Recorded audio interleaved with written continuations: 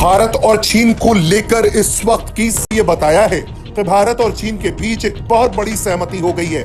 इस सहमति के मुताबिक भारत और चीन की सेना अब एलएसी पर पेट्रोलिंग करेगी और जल्द ही डिसएंगेजमेंट भी देखने को मिलेगा।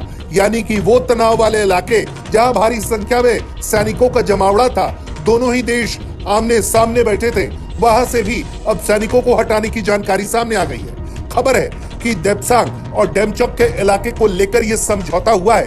यह अपने आप में एक ऐतिहासिक समझौता है, क्योंकि भारत और चीन के बीच लगातार तनाव बरकरार था और ऐसे में माना जा रहा था कि दोनों देश किसी सहमति तक नहीं पहुंच पा रहे हैं और आने वाले दिनों में यह तनाव ऐसे ही बरकरार रखने की खबर थी। लेकिन जिस तरह से जानकारी सामने आई है वो वाकई में काफी उत्साहित करने वाली है।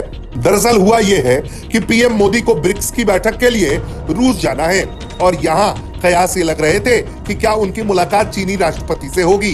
यही सवाल जब विदेश सचिव विक्रम मिश्री से हुआ तो उन्होंने इस सवाल के जवाब में कहा कि हम अभी भी भारत के प्रधानमंत्री नरेंद्र मोदी और चीनी राष्ट्रपति शी जिनपिंग की मुलाकात के लिए काम कर रहे हैं और ये सब कुछ निर्भर करता है कि हम समय और व्यवस्थाओं के अनुरूप किस तरह से चीजों को तैयार करते हैं। हालांकि उन्होंने इसी दौरान ये भी बताया कि भारत और चीन के बीच एलएसी पर पेट्रोलिंग को लेकर एक नई ऐतिहासिक सहमति बन गई है। भारत के विदेश मंत्रालय ने यह भी बताया है कि भारत और चीन के बीच राजनयिक और सैन्य वार्ता बीते कई हफ्तों से लगातार हो रही थी, जिसका नतीजा ये निकला है कि दोनों देश एलएसी के मुद्दों पर समझौता करने को राजी हो गए और यही वजह है कि अब वहां पर सैनिकों की वापसी होगी और स्थिति के समाधान के लिए पेट्रोलिंग की व्यवस्था भी कर ली गई है।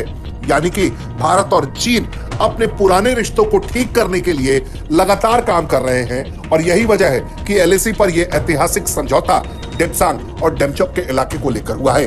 ब्यूरो रिपोर्ट, भारत तक।